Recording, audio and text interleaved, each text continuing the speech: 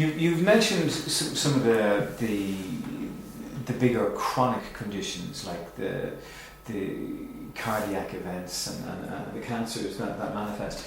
One major problem that we're beginning to see more and more of in this country is irritable bowel.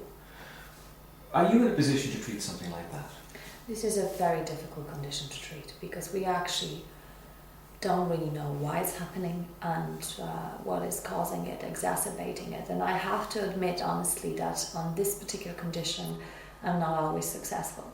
There is much more than just diet in it, and it's very difficult. It's difficult and it's not always treatable. However, having said that, elimination of certain foods helps some patients.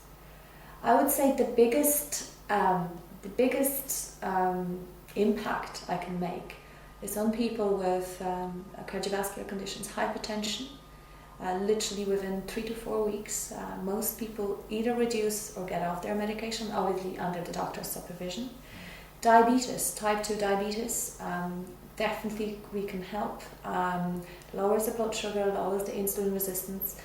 Autoimmune conditions, so people with psoriasis, rheumatoid arthritis, reactive arthritis, ankylosing spondylitis, we get dramatic results. Not in all the people.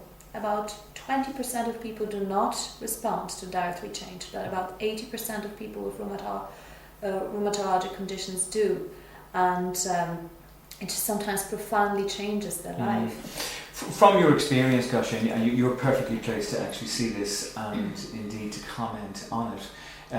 It's kind of stating the obvious that we, in this country, I'm not necessarily sure about Poland, but definitely in this country, that we would have a weight or an obesity problem.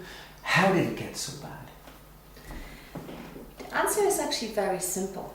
It's a very complex problem. The answer is very simple. We are at the moment, our diet changed profoundly since the Second World War. That's when the change actually started, when we started eating more processed foods, more energy-dense foods. The only reason for the obesity epidemic, or maybe not only, but the main reason, is we're eating now foods that are very energy-dense.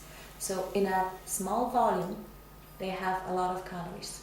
Before the war, at the beginning of the 20th century, we didn't just have enough money to buy so many sweets. Meat was a rare thing on most people's plates in Poland. I was asking my granny, she was eating meat maybe once a week. Most what they were eating were beans and buckwheat and barley and whole grain bread, and butter was scarce. It was just, for special occasions. And the use of oils was way lower. So people were eating food that had way less calories in the amount what they're eating, and on the top of that they were moving much more. They were walking to the church, they were walking to school, they didn't have TVs. So it's the lack of physical activity combined with the foods that are very energy dense. Especially another problem that we have is sugary drinks. So they're not very energy dense, but for some reason our body does not recognize them as food, but they are liquid calories. So this is one of the also major drivers of obesity epidemics: energy dense foods, sugary drinks, and lack of physical activity. Okay, what would your message be to somebody watching this broadcast now? I think that anybody should see a nutritional specialist, because even if you don't have a visible painful condition, you can do a lot to prevent it from happening in the future.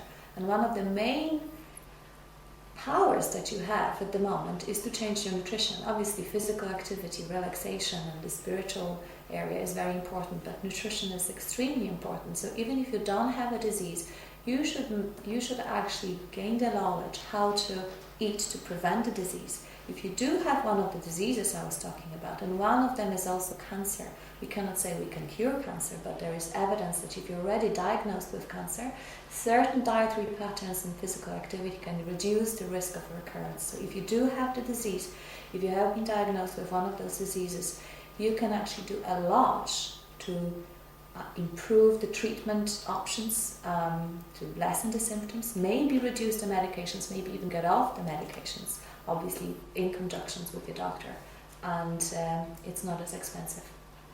GOSIA Desmond, thanks for sharing your ideas. Thank you very much. Thank you.